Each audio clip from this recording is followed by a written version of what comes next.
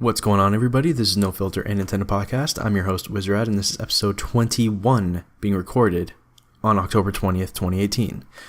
This episode is going to be a little bit different. I have a ton of games I want to talk about, but I want to talk about them in a more unique way where I'm going from my favorite to my least favorite. So you'll see how I talk about a game slowly kind of revert to me saying, yeah, I don't like this game. And maybe you'll see some sort of relations in how I talk about games that I like compared to what I don't like. And for the second segment, I have 3 videos that are upcoming that I am going to be showing you right now in this podcast episode before anyone else sees them. So if you're listening through to the end of the podcast, please let me know. And hopefully you guys enjoy those 3 topics, because a lot of that stuff is stuff I've been looking to talk about for a while now, and I think you guys might appreciate some of my thoughts about it. So let's jump right into the first segment here, some of the new games I've been playing recently, and I will be ranking them again from 1 through 15. Yeah, a ton of games. Let's get started. Number 1, my favorite game out of the bunch is Mini Metro from Dinosaur Polo Club. So Mini Metro is on the Switch eShop, and Mini Metro can be, I guess I'd compare it to something like a Roller Coaster Tycoon, but this is a lot more minimalistic. So this is basically, you are running and you're creating, subway and train rails throughout a city, and you have to make sure you accommodate for the amount of people that are going to be commuting. You don't want to have any overboarded or any incidents on the tracks. You don't want to have a station that's way overcrowded that then holds up all the rest of the line. And basically, it's again very minimalistic. You're just going to have bright colors that you draw lines to create new lines. Have different stations at each node, at each edge of a line, each corner, basically. So basically you just kind of build up the railway. More and more people start joining on after every little bit of time. You then get some new carriages and stuff that you can add on to it, and some new trains that you can add to try to accommodate for the amount of people that are on your railways now.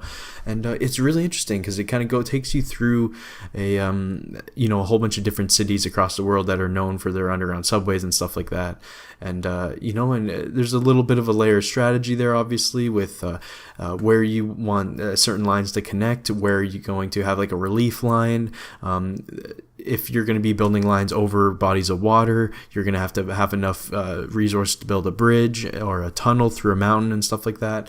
It's really interesting, but again, very minimalistic. So it's a lot more of the actual math and figuring out. It's not some amazingly beautiful game. It does its job and it's really useful, and it works well with the touchscreen. I didn't like it as much with joysticks or anything like that, but it's a lot of fun. And I think if you like games like Roller Coaster Tycoon and those type of sim games like that, even though this isn't quite like that, I think you might actually really enjoy this, because I have a blast with it, and I still play it to this day. It's a lot of fun. And again, if you like sim games, this is definitely one you got to pick up. It's really kind of a blast, especially on the Switch screen. Using just your finger, it's a lot easier to control like that. Number 2 is Boomball Boost Edition, and this comes to us from Virtual Air Guitar. So if you guys know me, I was a huge Nintendo Wii fan. I loved how unique a lot of the games were that came out, and one of those games that came out that I actually really enjoyed was Boom Blocks. And this game reminds me a lot of Boom Blocks. It is a party game, but it does have a single-player campaign kind of thing as well. And basically you have like 50 plus levels, and there's a bunch of blocks that are running around, and you have to hit balls at them and break the boxes up and the cubes up and stuff like that. That's pretty much what it is. It's pretty simple in that regard. It's not exactly like Boom Blocks in the way that you kind of have control of a ball and you throw it, and that's kind of how you deal with it. It's almost more like you're playing like a brick breaker game, or like a ping pong with yourself kind of a thing, where you're throwing balls into the arena, trying to aim them at block, hit that block, it disappears, it'll come bouncing back to you, and you want to make sure it doesn't get past you. One thing I do like about this is because it is a smaller budget eShop game as well, but it does have full motion controls as well as touch controls, or just joysticks if you want, but I'd suggest touch or motion control for sure. It's just more fun, more intuitive like that, and it's just a lot of fun and cool to have that for the Switch, something that we haven't seen too much of actually. And yeah, no, it's definitely really good. A lot of content in there. It has co-op and stuff you can play with family and friends. It's perfect for kids, I think, this game would be. And yeah, no, it's pretty good. It's got like a cool boss battles and stuff like that. Yeah, no, it's definitely worthy of number 2 spot here. Again, if you're into those type of Wii games with like motion control or maybe the touch control, pick this up. But if you weren't and you were just kind of ignoring all that kind of stuff, then yeah, maybe you want to step away from it. But I definitely enjoyed it. Number 3 is Bombing Busters from Sanuk Games, and my first what's the term? Brain fart here, but yeah, my first reveal of this game was back on the Wii U when it was called Bombing Bastards, which for some reason was like kind of a big like shock to a lot of people. I'm like, wait, what? Can you say bastard is like a thing on like Nintendo's like eShop? Like, is that like allowed? So I guess, which is weird because it was allowed on the eShop that way on the Wii U, but now with the even more tolerant Nintendo, they have, I guess they forced them to change the name, or maybe they decided to change the name to Bombing Busters instead.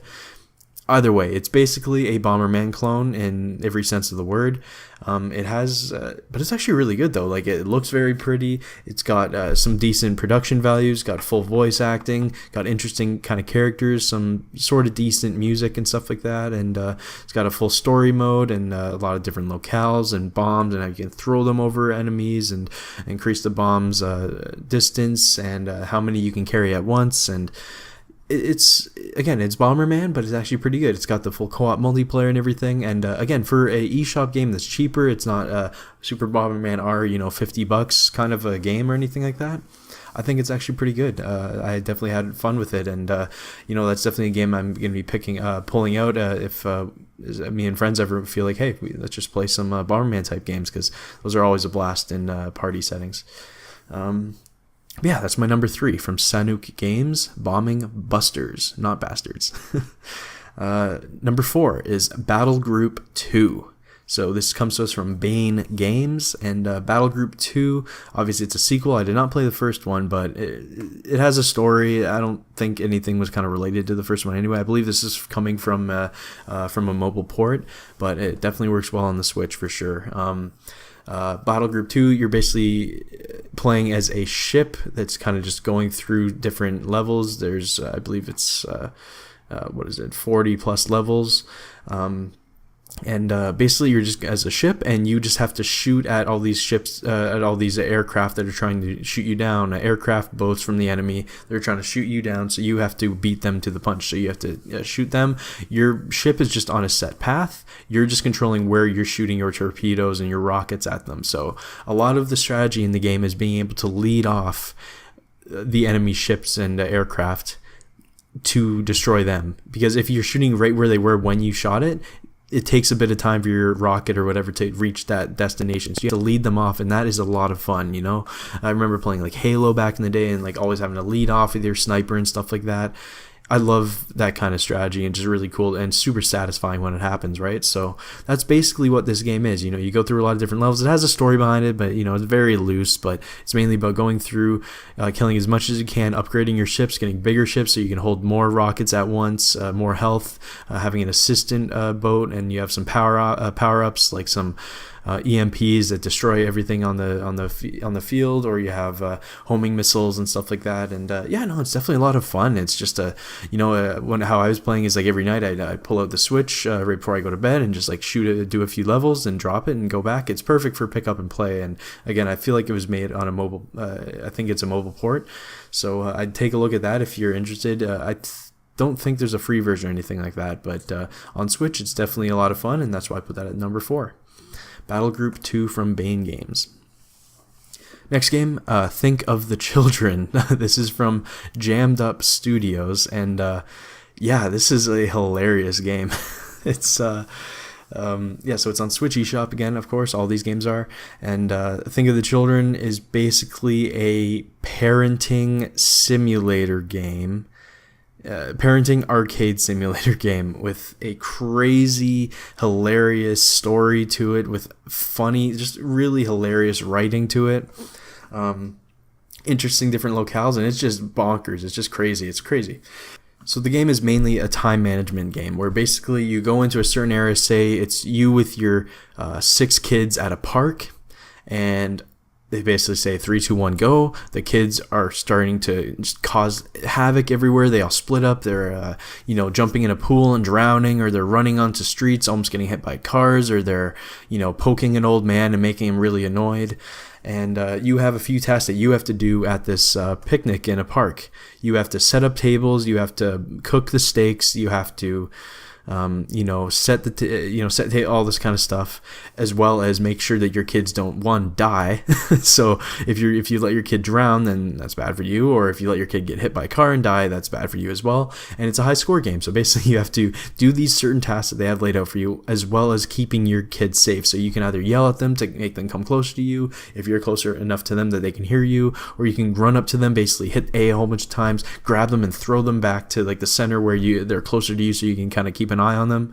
And it's really kind of funny, and the story mode is hilarious. Like the cutscenes they have, it's basically like you're in court and they're saying like, hey, this person is not fit to be a parent, we're child protection services, we want to get take his kids away from him or whatever. And you're just like, what, come on, so what, one died, so what? That happens when there's sharks in a pool. You know what I mean? Like, and basically you just want to make sure that you have the best score you can by make sure all the kids don't die, and doing as many of the activities that they set out for you in the level as you can. And then you basically just move from something crazier to crazier. Soon you'll be in an airport, or you'll be on a beach. And it's really kind of funny. And I think for kids, it is kind of hectic. It's definitely a difficult game trying to keep everything in a row. But I feel like this is like perfect for some young teenagers and stuff like that. I think this people would have a riot. It's got like that sort of Minecraft look, very blocky in some of those aspects. And again, it's really kind of hilarious. And I think a lot of people will get a kick out of playing as a parent, that's just trying to take care of these crazy ass kids. So yeah, that's my number 5. Think of the Children from Jammed Up Studios. Next game is Retimed from Maniacs. So Retimed is a strictly multiplayer-based, action platforming arena-based game. So basically, you have a few of these crazy characters in an arena. You basically drop out into different arenas that you choose. You and a friend, or you and 3 friends, you basically just have to shoot each other and jump around and avoid them. Think Super Smash Bros. Style, but it's just you have 3 to 5 lives. If you get shot, you lose a life, and you guys just fight against each other as much as you can. The levels are pretty crazy. There's a lot of like portals that you can like jump through to go into the other side and shoot them. The weapons have a little bit of momentum to them, so when you're shooting them, you also have to try to aim to where they are. You can jump around, double jump, jump up in the air, shoot down below, and try to hit that person from behind you. It's a very simple game. It doesn't have much to it other than that, but if you're really looking for a good multiplayer game, this is a blast. It really is. The controls feel really well. The actual gunplay is actually really satisfying. Again, like shooting from one end of the level to the other, when that person just so happened to jump and you like peg them right in the head or something. It's really kind of fun. And it's pretty crazy. It looks pretty nice, but again, it's strictly a multiplayer game, and for me, I am mainly focused on single player, so I'm glad that I had a chance to play this multiplayer with friends, and that's why it's number 6. If I didn't have that chance, I literally wouldn't have been able to play this game. This would have been even lower. So strictly only if you have a lot of friends over to play and you're into these party type games. I'm not usually as much into that, but when it does happen, I do enjoy it. But that's Retimed for Maniacs. I'd say, again, if you're into party games and you play multiplayer a lot with friends, this is definitely one you should look into. Number 7 is Eternum EX from Flynn's Arcade and Raiden Games. So Eternum EX is a very old school type arcade game, where basically you are going through a level that's just a set stage with a few platforms in the area. You're just trying to collect every treasure chest in the level, and then you go to the portal and you move on to the next one. There's enemies that are running after you. There are flying enemies shooting things at you, and basically you're just an old mage, and you get a few power-ups every so often. You can jump to open up the chest from below, so then go pick them up to get even more points. And then there's some pretty interesting, crazy boss battles too. But the game is very arcadey. the scope isn't huge. It's got quite a few levels. I believe it's around 25 levels total. But it can definitely get pretty difficult too at times. It's based to be a sort of roguelike kind of game where you have two options. Basically, you can play with limited lives, but you will save your progress after you beat each, not each level, but after you beat each set of levels, after you beat a boss, so basically each world. Or you can play unlimited lives, but it'll be arcade mode and you won't be saving your progress as you go. So I would obviously be choosing the one where I have lives and I go through and save after each one. Again, it gives you the option, which I think is pretty cool. So if you are having a lot of trouble, maybe you just, stick it through, play through for a few hours and just beat the whole game because you have unlimited lives, right? It's definitely very difficult, and it's it's old school style. It looks pretty interesting. Definitely not everybody's cup of tea, but if you like these sort of high score, sort of more difficult arcadey type games, I think this one that you might want to look into. So that's Eternum EX from Flynn's Arcade and Raiden Games. Number 8, and a game I just recently played and is just recently out on the eShop, is called Passepartout, or how Americans would probably read it as Passpart Out, but all in one word. This comes to us from Flamebait Games, and this is very interesting. Passepartout. So, I guess the subtitle should probably say the full name of the title is Passepartout, a Starving Artist. So essentially you play as an artist and you're just trying to make your way in, I believe, Paris. So essentially, you have your own little shop and you're making art in the background. You're then putting it up on your tables, trying to sell them. People are coming by and they're judging your art that you literally make. You literally draw on your Switch tablet, and you're drawing different pieces of art. You're trying to sell those. People will come by and they will comment about your art. Some of it's a little bit general, but some of it, say, one thing I did was literally I just put a red dot in the center of a page, and people were complaining that I had too few colors, or it's just not much there, or like why only red.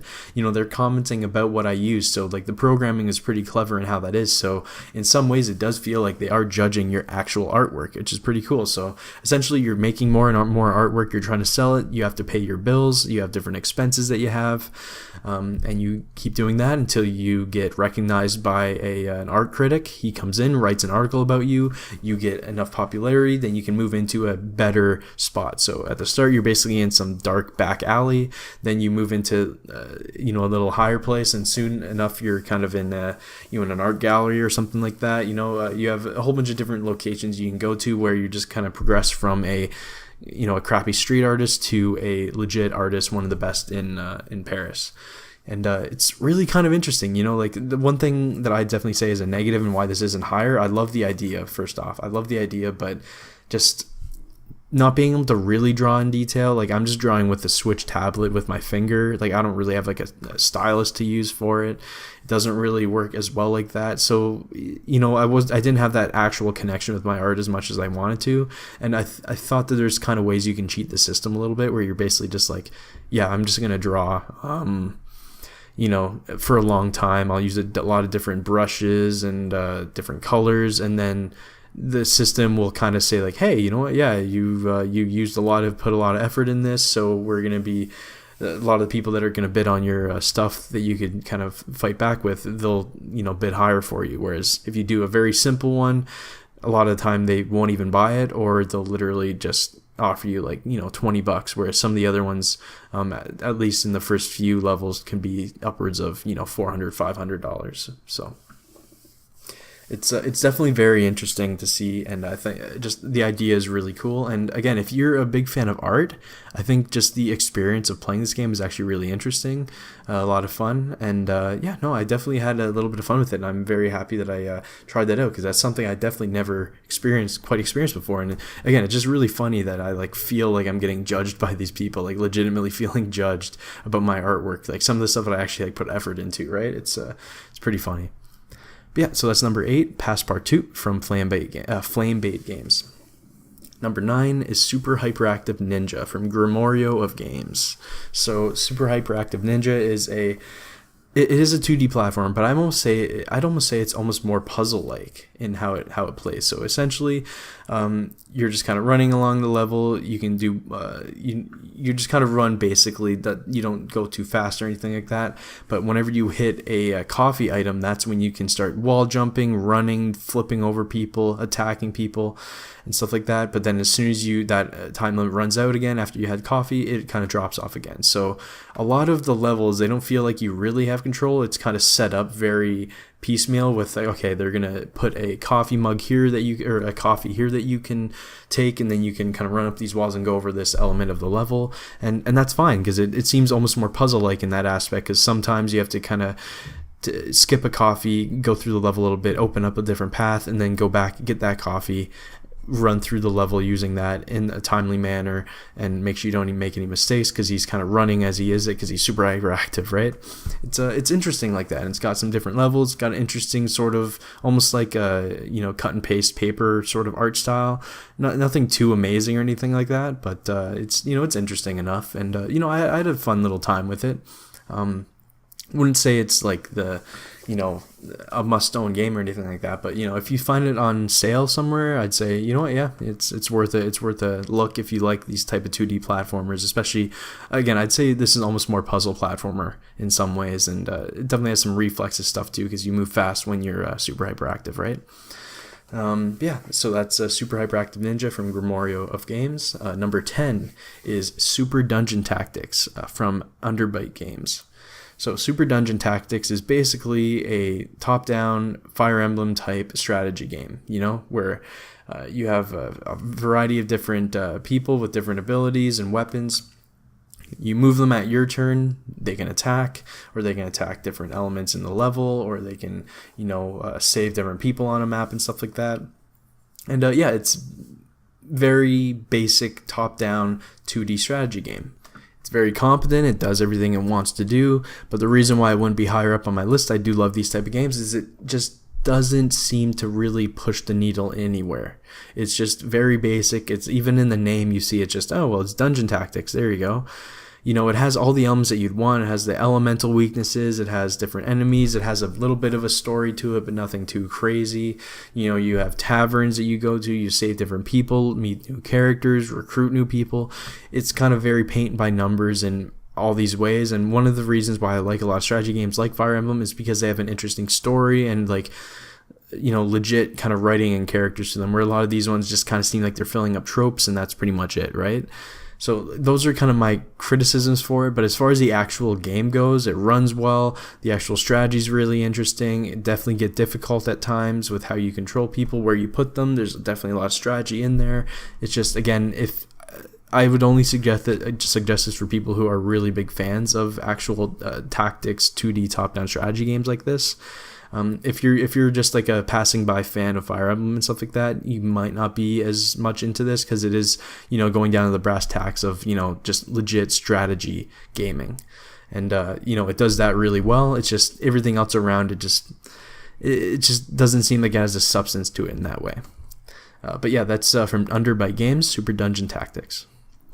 Number 11 is Jack and Jill DX from Ratalaika Games. So Ratalaika Games, again, they have a ton of games out in the Eshop, and this is another one, but this seems like it's straight up from a mobile port, right? This is basically just a one-touch, one-button game where it runs automatically for you, and you just have to go through a different level and meet up with Jill. You're Jack, you're just trying to run and get to Jill at the end of the level.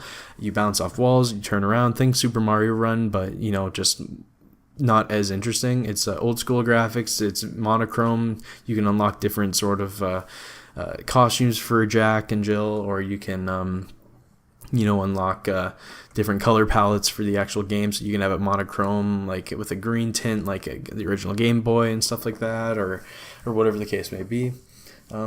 It's a game that I feel like you could probably play on a phone for free. I haven't actually checked if it is for free on that, but it's one of those games where it's still a good game. Like, you have your fun with it, and it definitely has some interesting elements. It includes the later on you go, but there's a lot of game here, and a lot of it seems like you're kind of doing the same thing over and over until you get a new element, but then you're doing the same thing over and over on that new element for like 20 levels.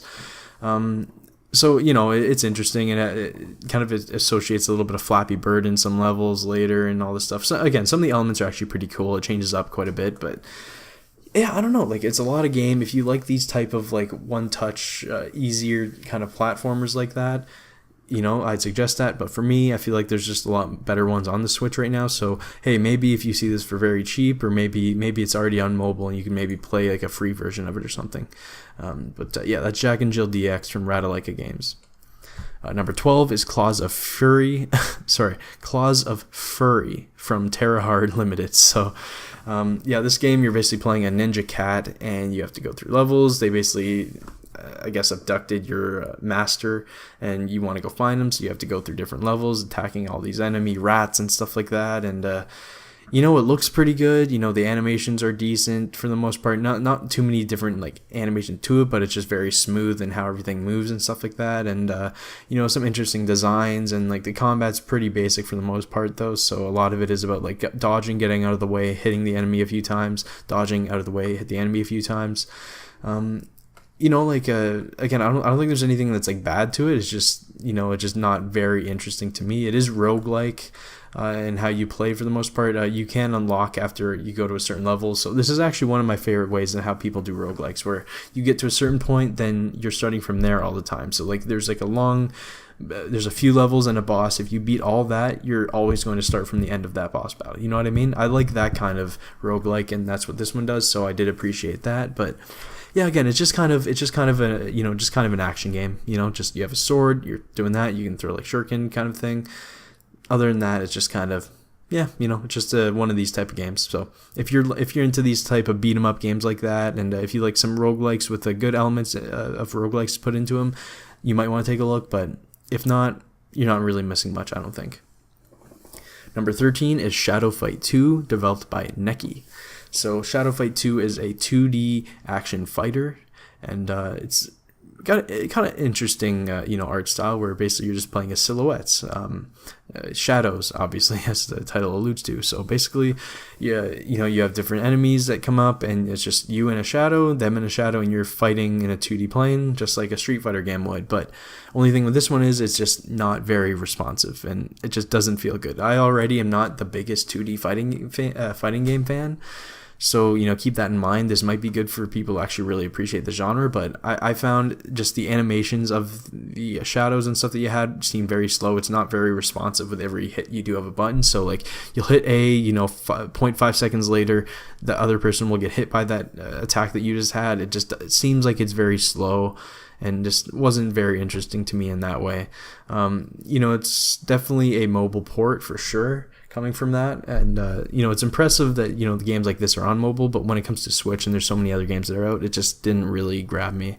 Again, mainly because the actual gameplay is just a little bit slow for my liking. But that's Shadow Fight 2, developed by Neki. Number 14 is Six Sides of the World from Cybernetic Design. So I feel like my opinion on this one's definitely a little bit skewed, because I just recently played a puzzle game that I think is one of my favorites of all time, The Gardens Between. But Six Sides of the World is a puzzle game where basically you're on a cube. There's 6 sides, obviously, to that cube, and on each side there's a different sort of obstacle course that goes to different portals or different hazards that you, as just a ship, need to go to the end on that cube. So that's fine and dandy. It's basically you're just kind of moving around, jumping onto a switch, hitting A, not even jumping, just like rolling onto the switch, hitting A, going to a different switch, going to a portal, flipping the other side of the cube, seeing different things along the side that suggest of what you should be doing. It's interesting enough. It looks okay, but it's just not much to it. It's just basically you're moving around, going to a spot, hit A, it opens up a new spot, you go to this, oh, hey, level over, next one.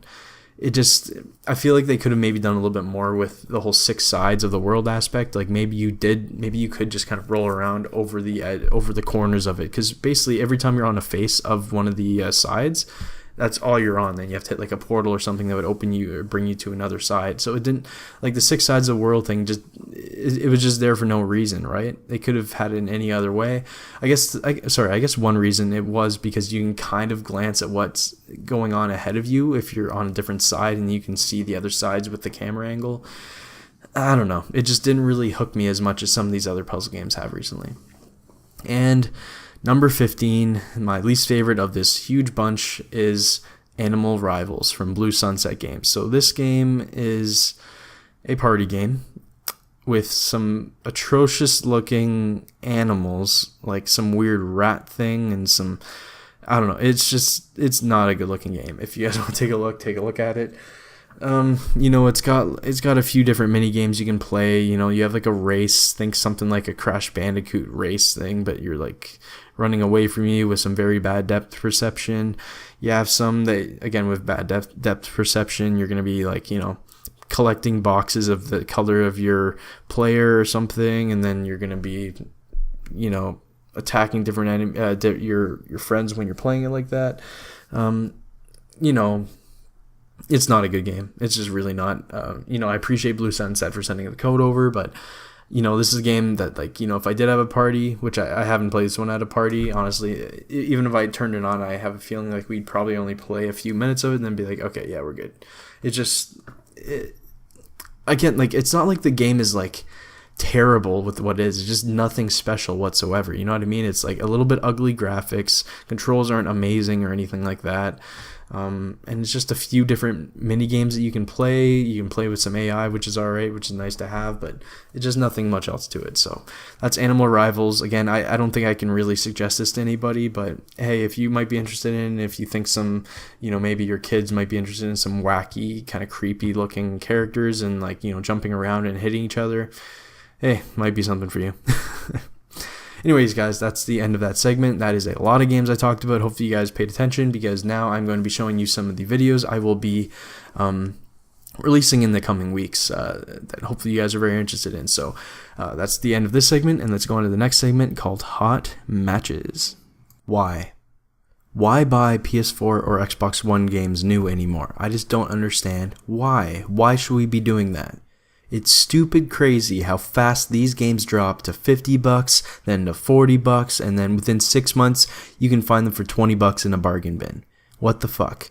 What is up with the industry and how all these games here, these games that have hundreds of people working on them, from Ubisoft or Activision, EA, even first-party Sony-developed games, Xbox games, how do they expect people to pay full money for a game that's going to be $20 in a bargain bin in less than 6 months? For example, Ni no Kuni 2 is already going for $40 in Canada. And keep in mind, in Canada, games are $79.99 new. So that's half off already for Ni no Kuni 2. What about Dragon Quest XI? I can already find that game for $50. $50 from $80. How is this sustainable? Why do people buy games for PS4 or Xbox One new anymore? I just don't understand it. You would save so much more money. You have so many other games to play. Why are we buying games new? Obviously, I know that, hey, if we want to play the games right away, we're going to play it. I bought Spider-Man as soon as it came out. I bought God of War as soon as it came out. Likely going to buy Red Dead Redemption 2 when it comes out. But everything else, why? But like, I'm asking almost more from like a business side. Why are they allowing these games to drop and lose their value so quickly? Again, it's a benefit to us as consumers, but I just don't think it's good for the video game industry as a whole. What is the point? With the range of quality so high now with the AAA games, why jump the gun and pre-order? Like, why do that? I just don't get it, especially for PS4. Switch is a little different, and it's kind of dumb because the games are expensive from the get-go, stupid expensive, more expensive than other versions for usually a less technical version. But they cost that much money and they stay there for a long time. You're not going to, for example, just Nintendo first party wise, for example, those games are going to be staying at the $79.99 or $60 for years before they really drop. You might have a sale at like a Black Friday sale where you might be able to get them for $20 off, but generally those are going to stay and keep their value. And not just that, third-party games. You'll see games like Wolfenstein 2, whereas on PS4 and Xbox One, that game dropped to $40 lightning quick, like within a couple of months. Whereas on Switch, you still find it for full price.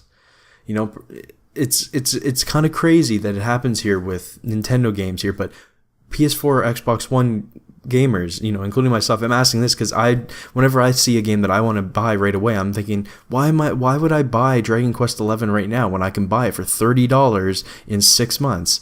It just doesn't make sense to me. So I'm asking you guys, why are you buying PS4 or Xbox One games right away? What is the incentive? Is this because of Best Buy Gamers Club and all that stuff, or Amazon Prime? Is that why? And you feel like you're getting your money's worth? You get to play the game right away, and it's like, what, 10 or 20% off? I hear those things are going away, by the way. Those aren't in Canada, so I'm not really sure about that. But yeah, I don't know. Tell me, what do you guys think? What is the reasoning for it? And not just because of that, just think of this too. Also, all the DLC, the season passes, the complete editions, the Game of the Year editions that all come out a few months later anyway. Should we even be bothering to pay for the standard edition of a game if we know there's going to be an updated Game of the Year complete edition, within a year of the original game's release?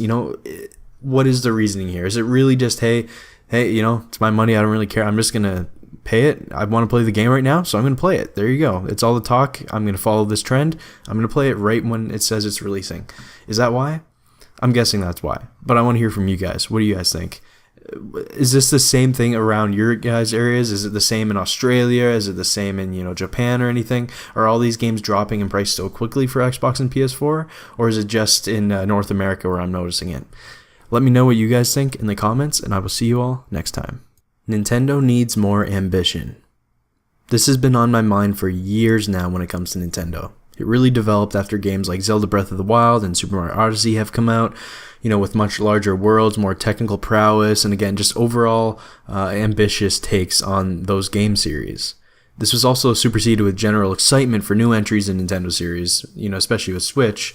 It seems with the release of Switch, the fan base has been reinvigorated and excited for the future games coming from Nintendo. And there's a reason. Again, we see tastes of it with their newer, younger developers making games like Splatoon, and with Nintendo collabing with Ubisoft for Mario and Rabbids or Starlink, and their partnerships with Square Enix publishing games like Octopath Traveler, for example. We see a bit of a new Nintendo here. But 2018 has worried me again. Games like Mario Tennis Aces and Super Mario Party, Pokemon Let's Go, or even Super Smash Bros. Ultimate, the few games Nintendo has released this year haven't been anything special. Additions to existing franchises, not reinventing the wheel in any meaningful way. This seems like just another year of the Wii U Nintendo, you know what I mean? Not this new Switch Nintendo from 2017, the new hip, fresh, unique Nintendo that we haven't seen pretty much in all of the Wii U generation. These are good games. They just don't have anything too crazy or exciting about them. Although I'm sure most of you would disagree with me regarding Smash being thrown into that. But yeah. They've shown off a few other games, but again, nothing really new or big like Zelda or Super Mario Odyssey. I know that we will be getting some that looks, at these games coming up in the future, but that is what worries me. If Animal Crossing doesn't have a big reinvention, a big change, something to really push the series to the future, or same thing can be said for Metroid Prime 4, Luigi's Mansion, or maybe even another new IP, we haven't seen it yet, and we're already almost into 2019. Where are the big, new, exciting games coming from Nintendo? I'm not seeing them, and that is what worries me. And then you take a look at Xbox, and especially Sony, for the PlayStation 4. They are pushing for big, brand new games like Horizon Zero Dawn, or a revolutionized God of War, or some of the bigger third-party developers, Cyberpunk 2077, or Red Dead Redemption 2, or yes, The Last of Us 2. While not all of these will be fantastic games gameplay-wise, they are pushing the needle. They're showing ambition in their development and design. Cyberpunk will be something we have never quite seen before. Red Dead Redemption, same thing. Last of Us 2, I can guarantee, will be something we have never experienced before. God of War, while familiar in many aspects, was something wholly new and did feel unique in that way, putting it all together into like a very refined package. All these games and many more are coming out for these systems, and they are pushing the needle. Gigantic open worlds, incredible graphical fidelity, interwoven performances, beautiful lines and writing and stories, and different gameplay mechanics thrown in there. The scope of these games are massive. So where is Nintendo? What are they doing with all this for their games? Where is the next truly revolutionary Star Fox game? Starlink is kind of taking that a little bit. Not really. It's not a Star Fox game in that way. What about F-Zero? Metroid Prime 4, where's the ambition? It doesn't have to be open world, but it would make sense for games like Metroid or Star Fox to go into that sphere, really increase the scope of these to not just be some, 15 missions that you replay over again and don't do anything with it. Like, these franchises and series are so well renowned and renowned and regarded that they need to breathe. They need a big push, and Nintendo is not doing that with so many of their franchises. And I know for example, for me, and I feel like the same thing with a lot of Switch owners, that is what we were so excited about with the Switch. We saw Zelda Breath of the Wild, a brand new take on Zelda, something we've never seen before. It was fantastic. Mario Odyssey, going back to the roots a little bit, but really expanding on it to something bigger. We're seeing that with some of these games there, but it just dropped off in 2018, and I haven't seen anything else about these future games coming out that really have me, in a wow. I'm not really wowed by them. Why are we stuck just emulating the games of yore instead of creating brand new, big, exciting worlds? It's really annoying, and I know if anyone could absolutely destroy it and just own this category of these brand new, unique, huge games, it would be Nintendo. But they need to have the ambition to do it. I don't know. What do you guys think? Thank you all for watching, and I'll see you all next time. Let's talk a little bit about Game of the Year. I know we're not even in November yet, but I feel like this year's holiday isn't really that special, at least not to me. Not too many games are really piquing my interest. But for me, hands down, Game of the Year 2018 so far is God of War. For sure, no doubt about it. Easily the best game I've played this year, and probably the highest quality game we're going to see this year, in my opinion.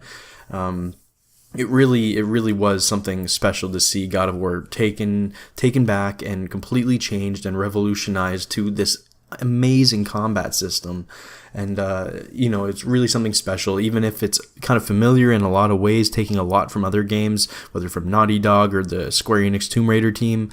It's a good mix, I think, and it really is one of the best created games this year for sure. Some other games that might be up there for me would be Spider-Man on PS4 as well. Not to that God of War level tier. It really, they did a really fantastic job with the game. And we all assumed they would. It's Insomniac, right? Spider-Man would be up there. Octopath is another one that would be up there. I still haven't beat the game though, but I absolutely adore it. Another game that would be up there that I hope wouldn't be missed. I think with how indies are and with how the industry is and how we're gradually, slowly moving forward to more appreciation for indies, I feel like Celeste might get some nods, especially at the VGAs. It definitely deserves it too. It really was a fantastic platforming game. One for me as well would be The Gardens Between. Definitely not going to be on most people's lists. It just isn't as well known. But if you guys like puzzle games, I highly suggest you guys try it out. I fell in love with the game. Dandara is one other one that I want to kind of mention as well. Another fantastic indie game. Very tough Metroidvania with a mix of Dark Souls in there. And if that sounds good to you guys, trust me, it's really good. I'm also really enjoying Starlink right now. I don't know if that would be on most people's Game of the Year list. I feel like just the whole concept around Toys to Life doesn't really lend well to that kind of conversation. But those are kind of my games of the year right now. I have a ton of other games I absolutely loved. I just don't think, even just for me, like the scope of some of these games aren't as large. So to put them as Game of the Year over top of a game like Spider-Man or God of War, Octopath, and stuff like that, it's a little tough to kind of do that. Like, and I understand, it could be Tetris and that could be someone's Game of the Year, but just for me, there's a little bit of a mix there. It either has to be the highest quality, best game like ever, like something like a Celeste, where it's like just perfect platforming, perfect difficult platforming, or it has to have a little bit larger scope. And obviously, the larger scope a game has, the more errors it will have, the more faults it will have. So, it's a weird balance, but. Overall, though, 2018, this year has been slow in major releases, at least for me. Apart from those few that I was mentioning there, the year has been basically me catching up on PS4 games that were released in previous years, like Horizon or BioShock Collection or Mirror's Edge Catalyst. I love that game. And, you know, in the indie wave of awesomeness, obviously you guys have seen my channel. I have a ton of indie game reviews. I play a lot of them all the time. I love getting to experience new games at a high rate like this. I do feel like I might be getting a little bit burnt out of it soon. I have a huge backlog. I have a lot of games that I've been wanting to play this year that I should be playing, like Yoku's Island Express, Hollow Knight, you know, a ton of these games that I just haven't had the chance to play yet. You know, Oxenfree, A Night in the Woods, a ton of games. You know, Dishonored 2, blah blah blah. But yeah, so that's kind of my thoughts about this year. It's just like this has been a slow year, especially for Nintendo wise. I have another video that I'm going to be talking about that, but just Nintendo 2018 has been terrible, especially when you compare it to 2017, which has been probably one of the best years I've ever had in gaming, I think, at least for Nintendo. But yeah, for the VGAs, let's talk about that very quickly here. So Jeff Keighley, you know, the Game Awards, you know that they're going to be trying to, you know, make it even better this year. He's trying to make it like an Oscars kind of thing, but, you know, with an edge, I guess, obviously. And, you know, I just don't think they're ever going to get it, just with how the industry is and how much they will just ignore games. It's not like the Oscars where they're literally looking for some of like the best made movies that might not be well known by a lot of people, but are like legitimately like the best experiences out there, or like, you know, whether, you know, made by a small indie team of one person or, you know, a team of 400 people or whatever.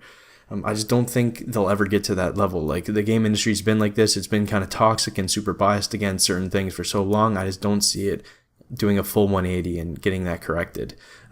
But yeah, like, for example, there's no way in hell they will bring up Xenoblade Chronicles 2. It is not going to happen. Maybe they might have it as a, you know, as a honorable mention kind of a thing in one of these categories, but they will never talk about it. They'll never have music playing for it.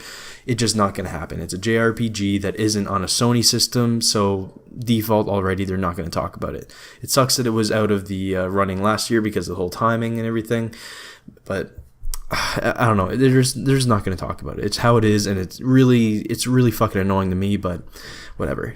Also, games like Pokemon and Smash, even if Smash was within the deadline, you know, if it was out, I think it has to be out in November for it to be accounted for the Game of the Year awards or whatever. No way it would be in Game of the Year category. Maybe it could possibly be mentioned, but no way would it even have a chance of winning. Not even just because it's, you know, a semi-new release, I guess you could say, with a mix of, you know, a lot of new little elements, but it kind of heavily based off of the Wii U version, I'd say. Even if it wasn't, I don't think Smash and Pokemon, for example, are just kind of in their own stratospheres of popularity and, you know, and fanism and stuff like that. I just don't see those games ever getting a mention for something like that. But yeah, for Pokemon, even if they did have like the biggest, best open world game we always dreamed of, you know, I highly doubt they would even consider that game to be in the Video Game Awards as one of the best games of the year. Like, there's no way in hell that was ever going to happen. It just, again, it's in its own level of pop culture and fame. It just would not, it would just not make it. It's just in a whole different kind of level from Game of the Year. It's just separate from all the people that would be voting on it, that would, like, you know, that they're going to vote Red Dead Redemption 2, and even if it isn't a great game, you know, they're going to put that on there because they know Naughty Dog, or not Naughty Dog, because they know Rockstar and stuff like that. I don't know. The bias is very, like, it's still very clear. So don't let last year change your minds with all the Zelda winnings and Mario Odyssey and stuff. Don't let that change you. That was trust me, that is just a glimmer of kind of positivity in the ocean of kind of bias against these type of games, Japanese developers, Nintendo in general. It's still very much prevalent. It was just kind of riding that big Switch wave that we had and still kind of have, but it's been dying down recently. So hopefully 2019 picks up. But yeah, that's kind of my general talk about the Game of the Year. Again, not much for like Nintendo stuff that I can think of that they'd actually really have this year. Octopath will probably have a few nominations, which it better fucking have. Other than that, I think Smash is out of the running. Pokemon might be for like some casual game of the year or something, and they won't bring up Xenoblade. Mario Tennis Aces ain't gonna do anything. Not much else really. Mario Party, none of that's really gonna catch anyone's attention. I don't think so. But yeah, what will Nintendo show at this year? As you guys know, last year they showed us Bayonetta 3, which is a really cool announcement. They also showed the collection, Bayonetta 1 and 2. So that's really cool. But what do you think we're gonna see? More Bayonetta 3 footage, maybe some Star Fox, Metroid Prime 4. My money is definitely on a Metroid reveal. That would make so much sense, but I think it will just be a trailer, and I think that's all they need. Get everyone hyped, do an amazing CG trailer, take a couple strings from Sony and Xbox, just do a CG trailer. You don't have to do anything else, but put money into it, make it look epic, make it look amazing, get everyone their hype levels up to 9,000, and then put that trailer out there and say, with a fade in at the end, 2019. People will lose their shit, and boom, Nintendo, you win E3. And it's not even an E3, it's fucking VGAs, you know what I mean? Just do that, everyone will lose their minds. That's what we want to see. And I have another video that's going to be coming up very soon that I'm going to be talking about Nintendo needs more ambition in their games. And I think this is definitely one of the contenders here. So they need to show a trailer that shows that there's some serious shit going down in Metroid, and that this is going to be a game you can't miss. We need another killer app like a Breath of the Wild, like a Splatoon 2, like a Super Mario Odyssey. And Metroid Prime 4 could be it if they really put in the effort and make it something special. But there it is, guys. That's my thoughts about the game of the year for 2018. Let me know what you guys think in the comments, and I will see you all next time. So I hope you guys enjoyed those videos. Let me know what you guys think in the comments, and thank you all for watching. This has been No Filter, a Nintendo Podcast, episode number 21, and I will see you all next time.